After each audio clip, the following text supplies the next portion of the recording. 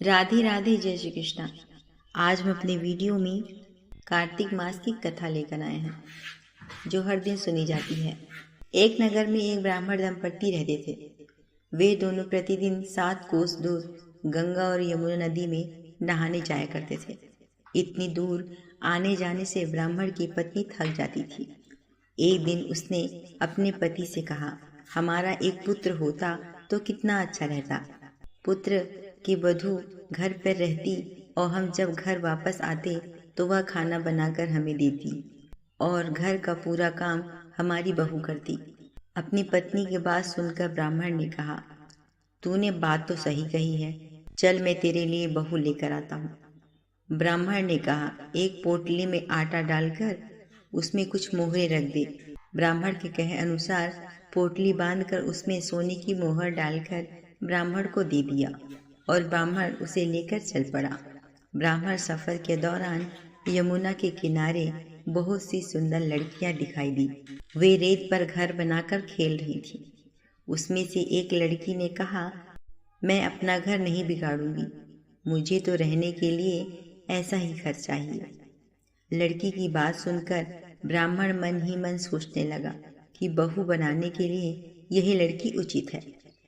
जब वह लड़की जाने लगी तो ब्राह्मण भी उसके पीछे पीछे उसके घर जा पहुंचा, जहां वह ब्राह्मण ने उस लड़की से कहा, बेटी, कार्तिक मास चल रहा है, इसीलिए मैं किसी के घर का खाना नहीं खाता।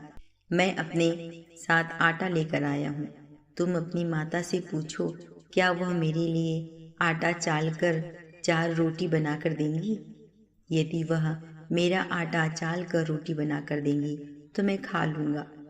लड़की ने जाकर अपनी माँ को ये सारी बात बताई।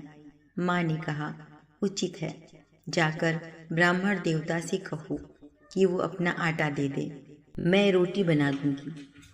जब वह आटा चालने लगी तो आटे में मोहर निकली। वह सोचने लगी कि जिसके आटे में इतनी मोहरें हैं उसके घर में कितनी मोहरें होंगी।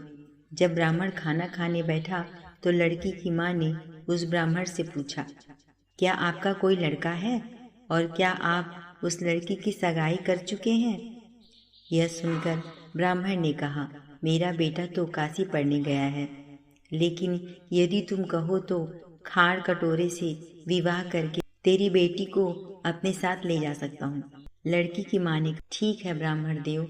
इस पर लड़की की माँ ने लड़की की खाड़ कटोरे के साथ शादी कर दी और उन्हें भेज दिया। ब्राह्मण ने घर जाकर कहा, रामू की माँ, दरवाजा खोल कर देख, तेरे लिए बहू लेकर आया हूँ। ब्राह्मण की पत्नी भीतर से ही बोली, हमारी तो कोई बेटा बेटी नहीं है, तो बहू कहाँ से आए। दुनिया ताना मारती थी, अब आप भी मारने लगे। ब्राह्मण ने कहा, तू दरवाजा खोल कर तो देख। जब ब्राह्मणी ने दरवाजा खोला तो सामने बहू को खड़ी देखा। उसने बहू का स्वागत किया और आदर सत्कार से अंदर ले गई। अब जब ब्राह्मण अपनी पत्नी के साथ नदी स्नान करके आता तो पीछे से बहू घर का सारा काम करके और खाना बनाकर रखती। वह उनके कपड़े धोती और रात को हाथ पैर दबाती। इस तरह बहुत दिन बीत गए। ब्राह्मणी ने अपनी बहू से कहा कि बहू, कभी भी चूल्हे की आग मत बुझने देना और मटके का पानी खत्म मत होने देना। परंतु एक दिन चूल्हे की आग बुझ गई। यह देखकर बहू घबरा गई और भागी भागी अपनी पड़ोसन के घर गई और कहा कि मेरे चूल्हे की आग बुझ गई है, मुझे थोड़ा आग दे दीजिए। मेरे सास ससुर सुबह 5 बजे के गए हुए हैं, वह थके हुए घर आएंगे, इसीलिए मुझे उनके लिए खाना बनाना है। यह सुनकर पड़ोसन ने कहा, तू तो बावली है, तुझे यह दोनों मिलकर पागल बना रहे हैं। इनके कोई पुत्र नहीं है, ये निसंतान है। बहू ने कहा, नहीं, ऐसा मत बोलो, इनका बेटा बनारस काशी पढ़ने गया हुआ है। इस पर पड़ोसन ने कहा, ये तुझे झूठ बोलकर लाए हैं, मेरी बात सच मान, इनके कोई बेटा नहीं है। अब बहू पड़ोसन की बात में आ गई और कहने लगी कि अब आप ही बताओ मैं क्या करूं। पड़ोसन ने कहा कि करना क्या है, जब तुम्हारे सास ससुर आए तो जली हुई रोटी बना कर देना और बिना नमक की दाल बनाकर देना। खीर की कलछल दाल में और दाल की कलछल खीर में डाल देना। पड़ोसन ने उसे अच्छे से सिखा पढ़ा दिया। जब उसके सास ससुर घर आए तो उसने न तो उनका आदर किया और न ही सत्कार किया। उनके कपड़े भी नहीं धोए। जब उसने सास ससुर को खाना दिया तो सास बोली, आज यह रोटी जली हुई क्यों है और दाल भी अच्छी नहीं है। तब बहू ने पलट कर कहा, एक दिन ऐसा खाना खा लोगी तो कुछ बिगड़ नहीं जाएगा। सास ससुर को खरी खोटी सुनाकर वह फिर से पड़ोसन के घर गई और बोला, अब आगे क्या करना है। पड़ोसन ने कहा, अब तू सातों कोठों की चाबी मांग लेना। अगले दिन जब भी स्नान करने के लिए जाने लगे तो बहू अड़ गई कि मुझे तो 7 कोठों की चाबी चाहिए। अब सास ससुर ने कहा कि जाओ इसको चाबी दे दो। तब सास ने बहू को चाबियां दे दी। सास ससुर के जाने के बाद जब बहू ने दरवाजे खोले तो देखा किसी में अन्न भरा है और किसी में धन भरा है और किसी कोठे में बर्तन पड़े हैं। जब उसने सबसे ऊपर वाले 7वें कोठे को खोला तो देखा शिव पार्वती, गणेश जी, लक्ष्मी माता, पीपल पथवारी और कार्तिक ठाकुर, राई दामोदर, तुलसी जी का बिरवा, गंगा यमुना और 33 कोटि देवी देवता विराजमान थे। वहीं पर एक लड़का चंदन की चौकी पर बैठा माला जप रहा था। यह सब देखकर उसने लड़के से पूछा, तुम कौन हो? तब लड़का बोला, मैं तेरा पति हूँ, अभी दरवाज़ा बंद कर दे, जब मेरे माता पिता आएंगे तब दरवाज़ा खोलना। यह सब देखकर बहू बहुत खुश हुई और 16 श्रृंगार करके सुंदर वस्त्र पहन के अपने सास ससुर का इंतज़ार करने लगी। उसने अपने सास ससुर के लिए अच्छे अच्छे पकवान बनाए। जब उसके सास ससुर घर आए तो उसने उनका आदर सत्कार किया और प्रेम पूर्वक खाना बनाकर खिलाया।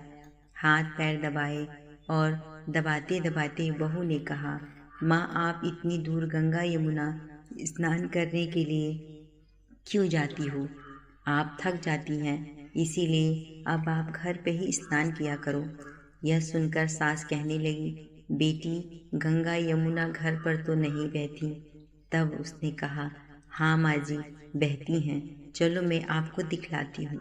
जब बहू ने 7वां कोठा खोला और दिखाया तो उसने शिव जी, पार्वती, गणेश जी, लक्ष्मी जी, पीपल पथवारी, कार्तिक के ठाकुर, राई दामोदर, तुलसी जी का बिरवा, गंगा यमुना बह रही थी और 33 कोटि देवी देवता विराजमान थे। वहीं चौकी पर एक लड़का बैठा माला जप रहा था। माँ ने उसे पूछा और देखकर कहा, बेटा तू कौन है? लड़का बोला, मैं तेरा बेटा हूँ। तब ब्राह्मणी ने पूछा कि तू कहाँ से आया? लड़के ने जवाब दिया, मुझे कार्तिक देव जी भेजे हैं। माँ ने कहा, बेटा यह संसार कैसे मानेगा कि तू मेरा बेटा है? मैंने कुछ विद्वान पंडितों से मदद मांगी। पंडितों ने कहा, इस पार बहू खड़ी हो और बेटा, और उस पार माँ खड़ी हो जाए।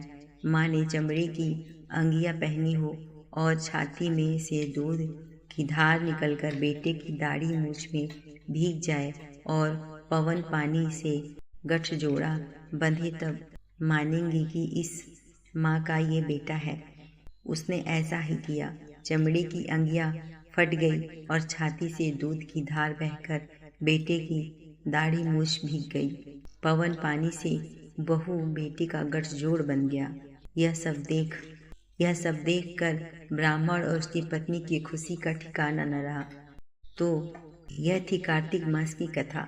हे कार्तिक के ठाकुर, जैसे ब्राह्मण और ब्राह्मणी को बहू बेटा दिया वैसा सबको देना। कार्तिक मास की कथा कहने, सुनने और हुंकारा भरने वाले सब पर कृपा करना। जय कार्तिक देव महाराज।